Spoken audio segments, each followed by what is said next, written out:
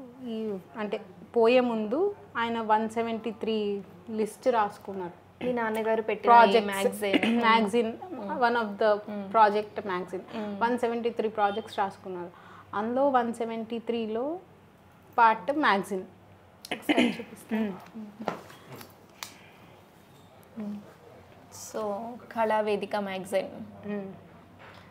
So and అంటే ఈ magazine ఎలా అనిపిస్తుందండి మీకు ఈ మ్యాగజైన్ నడపడం?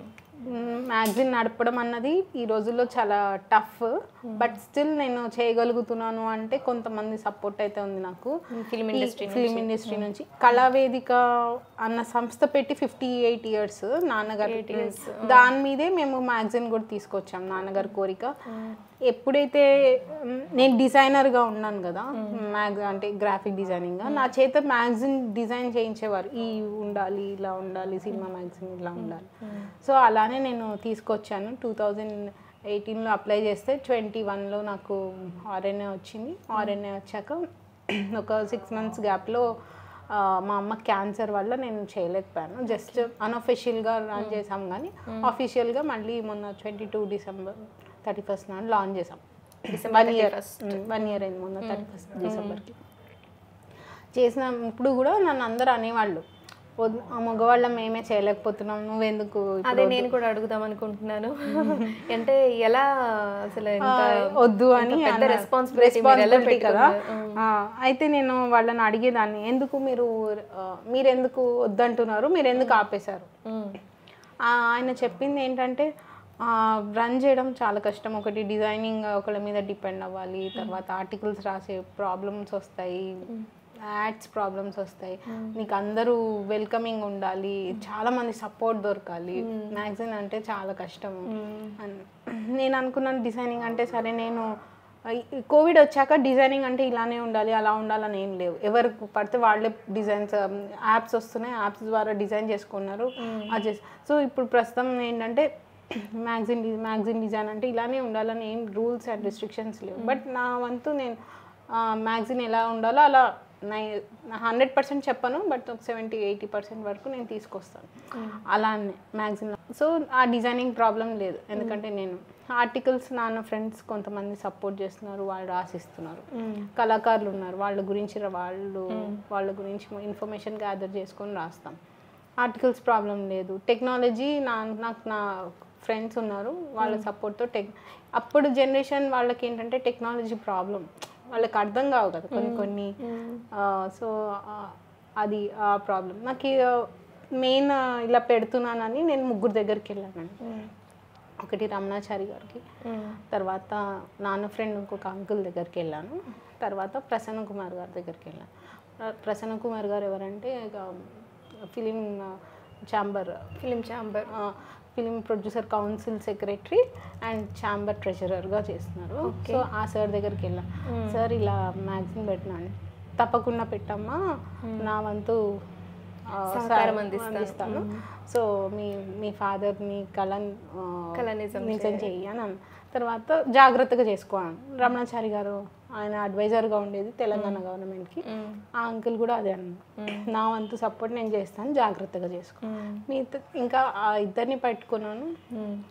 ఇంకొక అంకుల్ ఫైనాన్షియల్గా సపోర్ట్ చేశారు. స్టార్ట్ చేశాక కొన్ని ఆబ్వియస్గా ప్రాబ్లమ్స్ ఉంటాయి కదా, కొన్ని మనకు తెలియవు. అలా కానీ ఒక ప్రాబ్లం ఏదైనా షేర్ చేసుకోగలరా?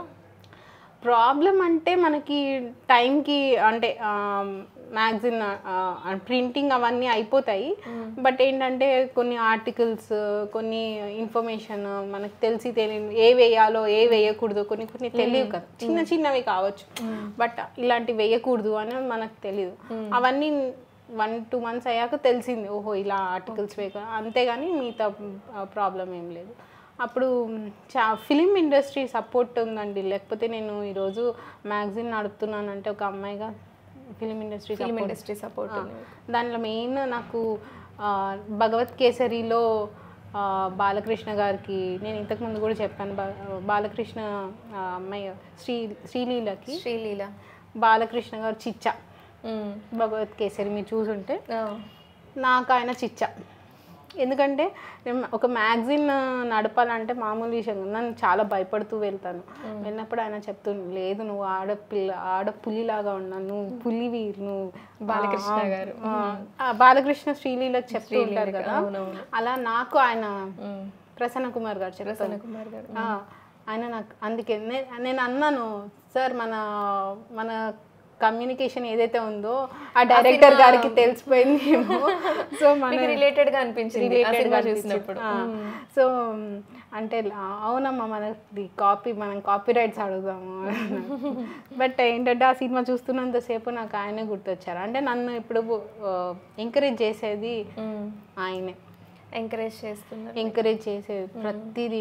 సార్ ఇలా ప్రాబ్లం ఉంది అంటే ఒక ఫాదర్ కంటే ఎక్కువ సపోర్ట్ ఉంది ఆయన రుణం నేను ఈ వేదిక మీద ఎంత థ్యాంక్స్ చెప్పినా సరిపోదు, బట్ చెప్పుకున్నాను. అలాగే దిల్ రాజు గారు, దాము సార్, దామోదర్ ప్రసాద్ సార్, తర్వాత ఛాంబర్ నుంచి వైవిఎస్ చౌదరి గారు, కౌన్సిల్లో కూడా కొంతమంది ప్రొడ్యూసర్స్ ఉన్నారు, కొల్లూరి కృష్ణ సార్, తర్వాత నయీం గారు అని చాలామంది ఉన్నారు. చాలామంది ప్రొడ్యూసర్స్ అంటే నేను పేరు చెప్పలేను కానీ, బట్ కౌన్సిల్లో అయితే ఛాంబర్లో ఉన్న ప్రతి ఒక్కళ్ళు మన అమ్మాయి మనం సపోర్ట్ చేద్దామని సపోర్ట్ చేస్తున్నాం. మెయిన్ ఏంటంటే నిజంగా నేను చెప్పుకోవాల్సింది కృతజ్ఞతలు ఫస్ట్ దిల్ రాజు గారికి, ప్రసన్న కుమార్ గారికి, దామోదర్ సార్కి, వైవిఎస్ చౌదరి గారికి, నయీం గారికి, వీళ్ళందరి సపోర్ట్ అయితే నాకు